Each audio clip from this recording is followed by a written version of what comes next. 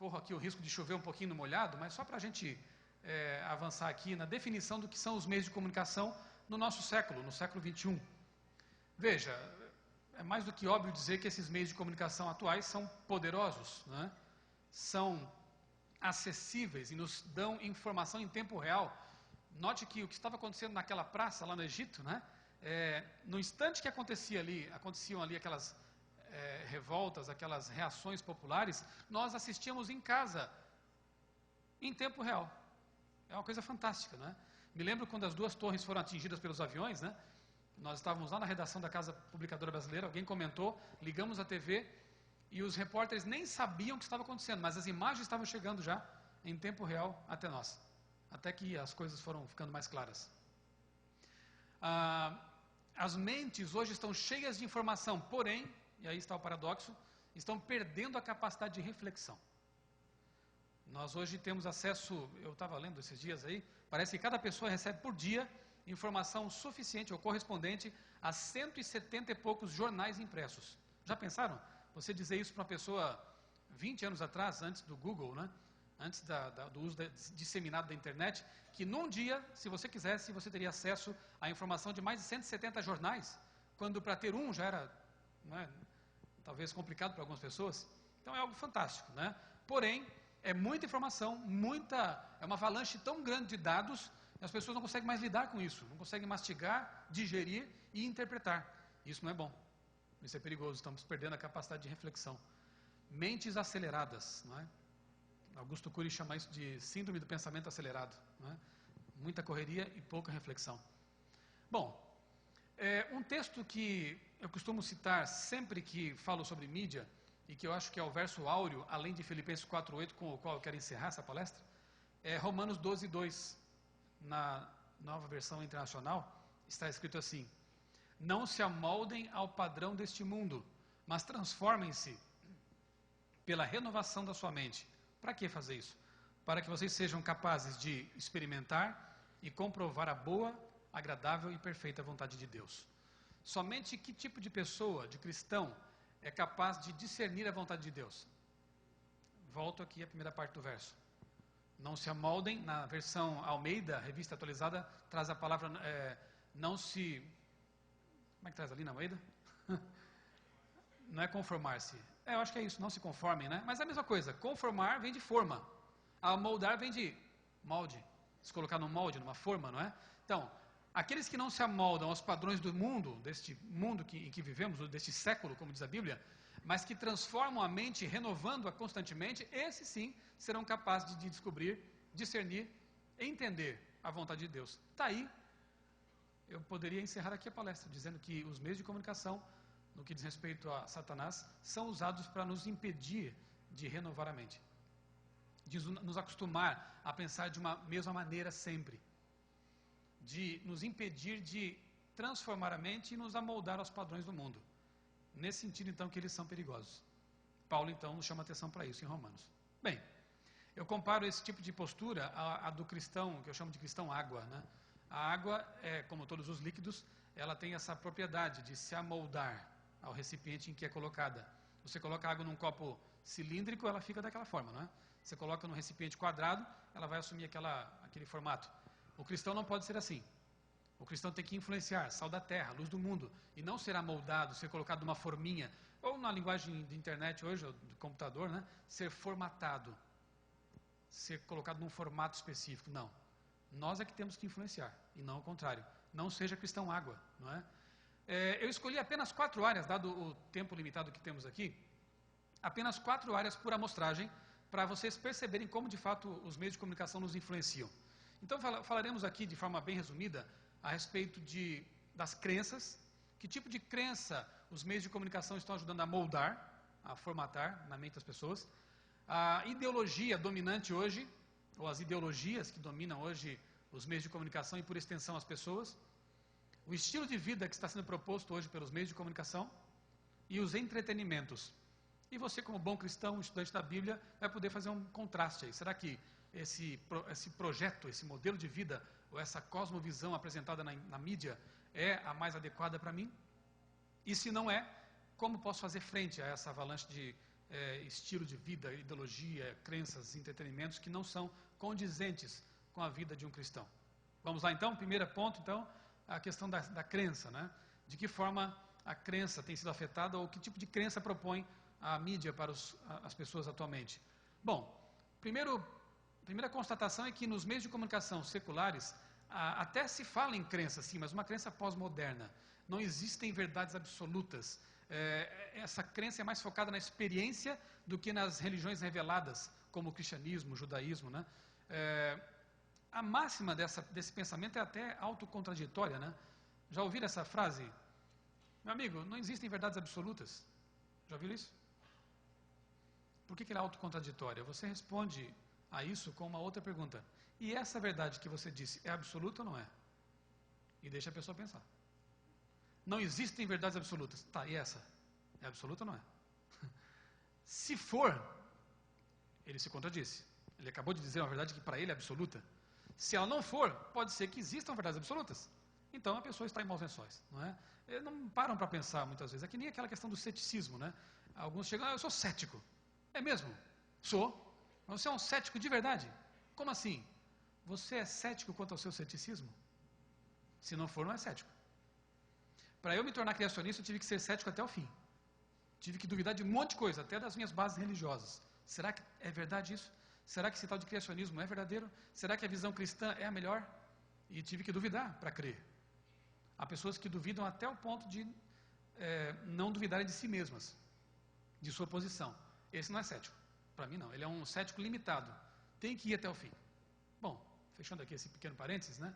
A religião atual, então, é focada na espiritualidade, naquela ideia de que todos os caminhos levam a Deus, por mais contraditórios que sejam. Estranho isso, né? Caminhos tão diferentes, dizem, levam a Deus. Não há verdades absolutas. Isso é perigoso. E os grandes enganos que dominam hoje o mundo, previstos já há mais de 100 anos por Ellen White, veja, no livro O Grande Conflito, ela diz, mediante os dois grandes erros, quais são?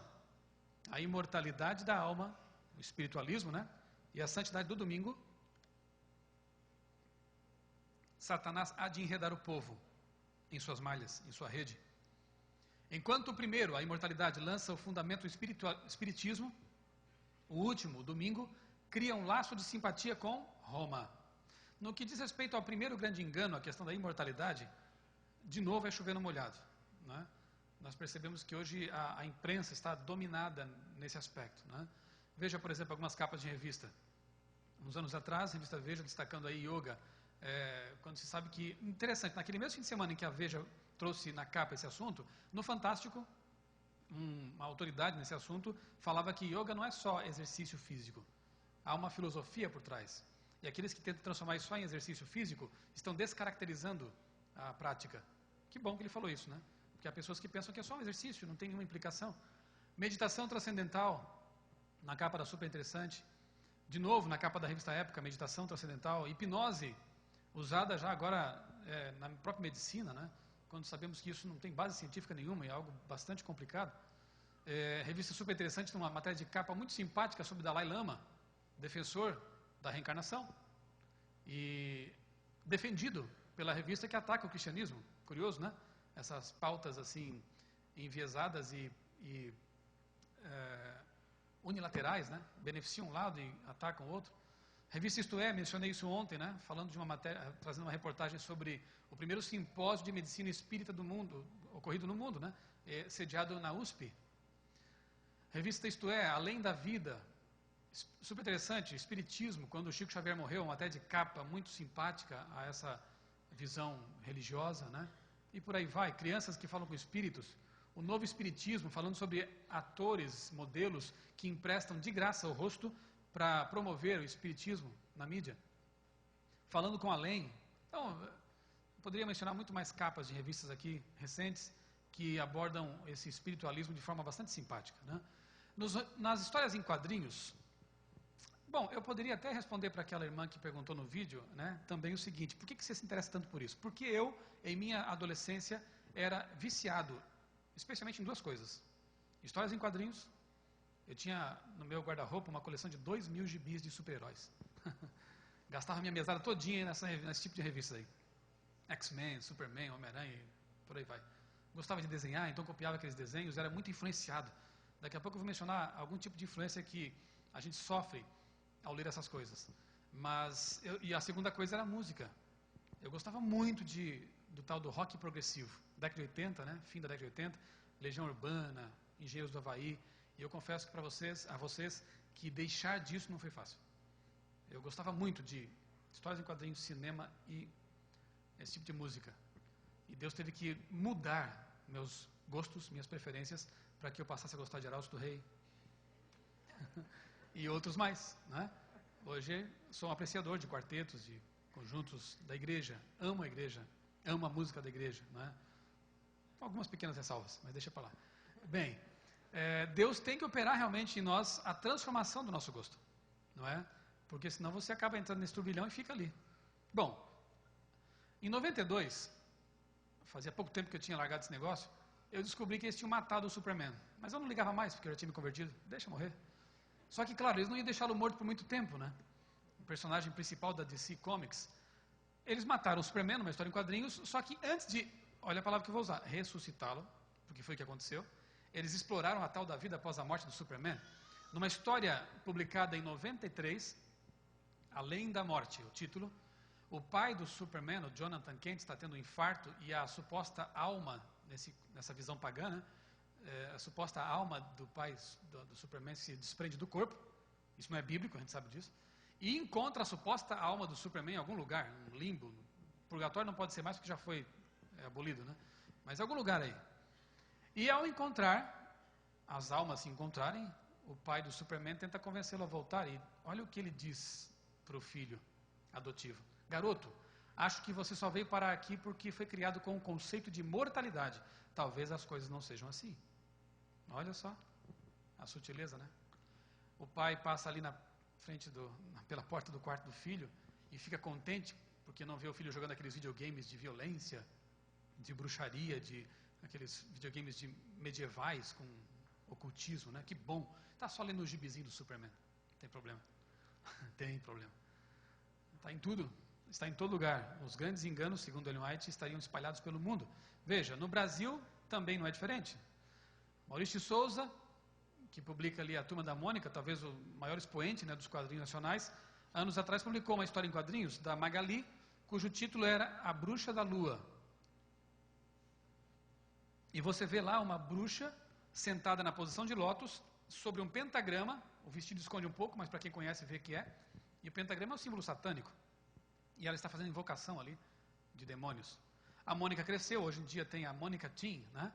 A turminha cresceu. E a temática volta de quando em quando às páginas das revistas. Está lá de novo uma bruxa, bola de cristal, bruxaria e assim vai. Então você vê que ele é um grande missionário, não dá para negar.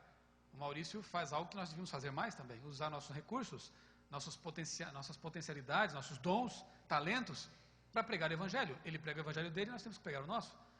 Veja, outra história da Magali, olha o título, Reencarnação.